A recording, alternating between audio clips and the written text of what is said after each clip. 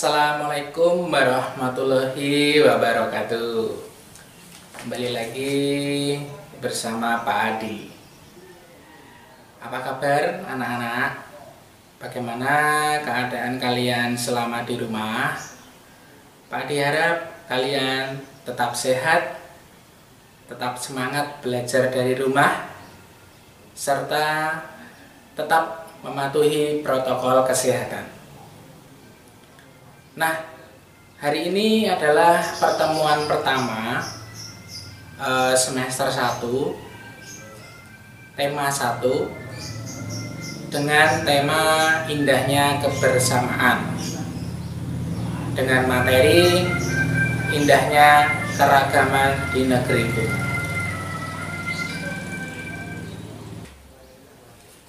Seperti yang kita ketahui bersama bahwa Indonesia adalah negara yang sangat kaya akan keberagaman suku, budaya, rumah adat, makanan tradisional, dan lain-lain.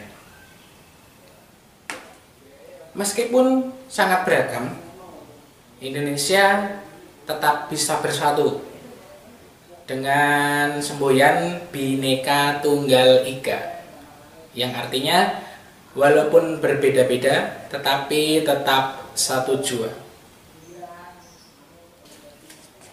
Oke, untuk yang tugas nomor 1, silahkan kalian sebutkan 5 keragaman, kekayaan yang dimiliki oleh bangsa Indonesia.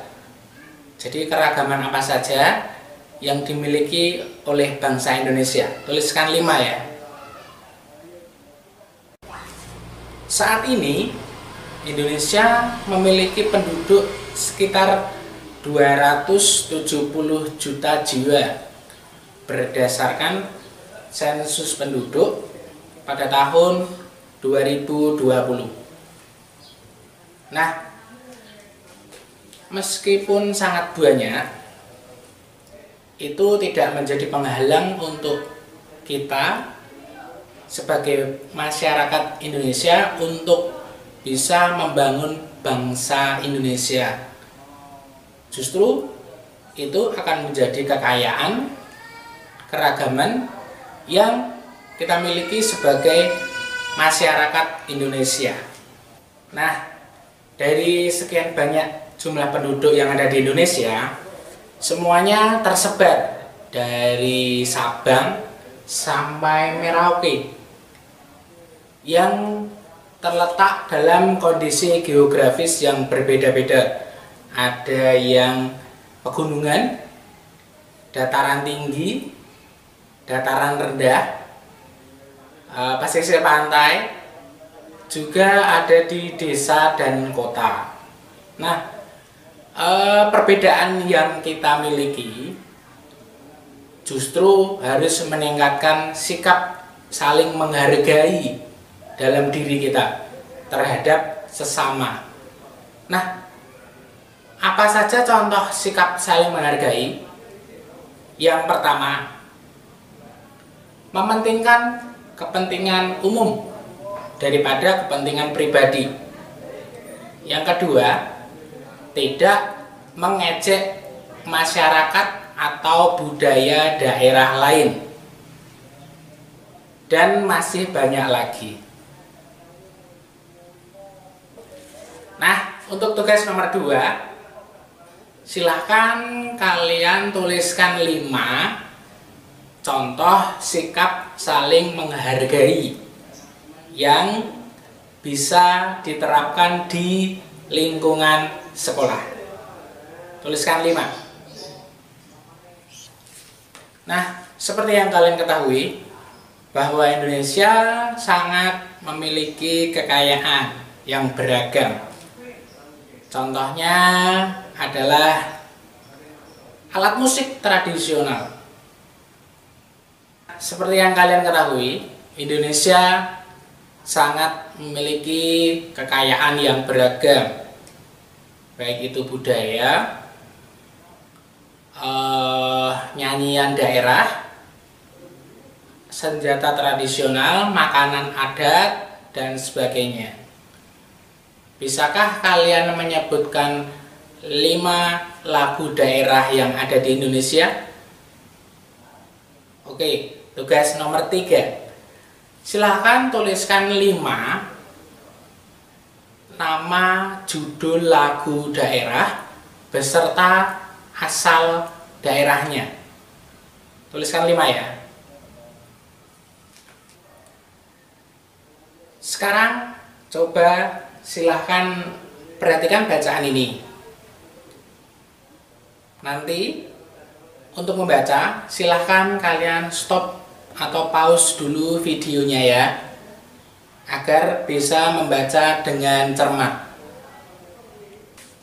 Oke, setelah kalian membaca bacaan ini, kita akan mempelajari tentang gagasan pokok dan gagasan pendukung. Apa itu gagasan pokok? Apa itu gagasan pendukung? Gagasan pokok atau gagasan utama yaitu sebuah gagasan yang menjadi pengembangan dalam sebuah paragraf. Sedangkan gagasan penjelas atau gagasan pendukung yaitu gagasan yang menjadi pelengkap dari gagasan pokok. Nah, paragraf itu terdiri atas 3 jenis.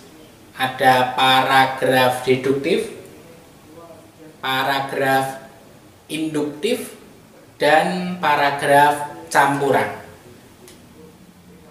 Paragraf deduktif itu paragraf yang isi ceritanya berada di awal paragraf. Sedangkan induktif yaitu paragraf yang letak isi ceritanya berada di akhir paragraf. Sedangkan paragraf campuran letaknya di awal dan di akhir paragraf. Oke, untuk tugas nomor 4, silahkan sebutkan dan jelaskan 3 jenis-jenis paragraf. Silahkan tulis di buku tulis kalian tugas yang ketiga. Oke, kita kembali ke cerita yang tadi. Cerita yang berjudul Pawai Budaya. Kita akan mencari tahu kalimat utama atau gagasan pokok atau gagasan utama dari bacaan tersebut. Gagasan utama dari bacaan tersebut adalah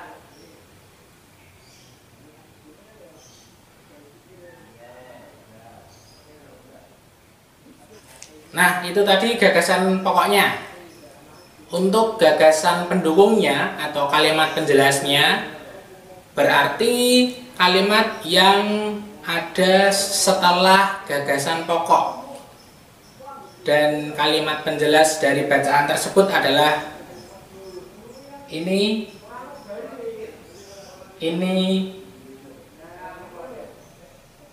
ya, ini gagasan pendukung paragraf tersebut. Nah, masih ingat dengan bacaan yang tadi? Bacaan tadi adalah bacaan tentang pawai budaya. Di situ ada beberapa alat musik yang dimainkan. Salah satunya adalah gendang. Gendang adalah salah satu alat musik yang menghasilkan bunyi. Kenapa gendang bisa berbunyi? Karena ada yang bergetar di dalam rongga gendang. Nah, gendang termasuk sumber bunyi karena gendang mampu menghasilkan bunyi. Nah, segala sesuatu yang dapat menghasilkan bunyi itu disebut sumber bunyi. Seperti contoh yang tadi, gendang saat dipukul maka menghasilkan getaran yang ada di dalamnya, maka akan menghasilkan bunyi. Contoh yang kedua, seruling. Seruling saat ditiup akan menimbulkan getaran di dalam rongga seruling dan menghasilkan bunyi. Itu contohnya. Bunyi ternyata memiliki sifat. Ya, apa saja sifat-sifat bunyi?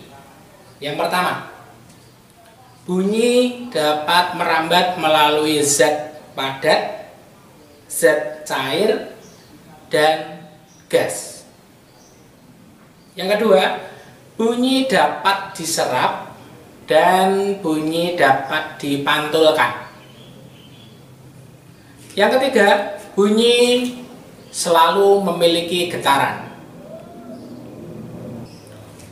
Nah, Indonesia memang memiliki keragaman alat musik tradisional.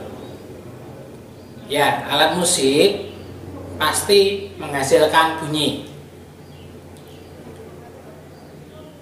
Nah, berdasarkan cara memainkannya, ada banyak sekali cara memainkan alat musik tradisional. Ada yang dipukul, ada yang ditiup, ada yang digesek, ada juga yang digetarkan, dan masih banyak lagi.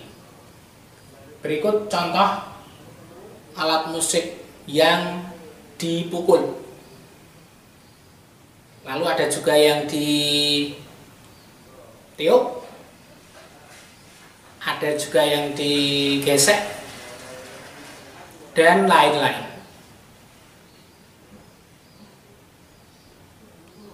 Oke, tugas yang terakhir, tugas nomor 5. Silahkan kalian tuliskan 5 alat musik tradisional beserta cara memainkannya. Tuliskan 5. Oke, sudah ada 5 tugas untuk hari ini. Selamat belajar, semangat, jangan lupa tetap patuhi protokol kesehatan. Jika sudah selesai mengerjakan, silahkan dikumpulkan ke guru kelas masing-masing. Sekian untuk video kali ini. Terima kasih. Jangan lupa tinggalkan like. Silahkan komen di bawah jika ada yang ingin ditanyakan. Dan jangan lupa subscribe channel Pak Adi. Terima kasih. Wassalamualaikum warahmatullahi wabarakatuh. Semangat.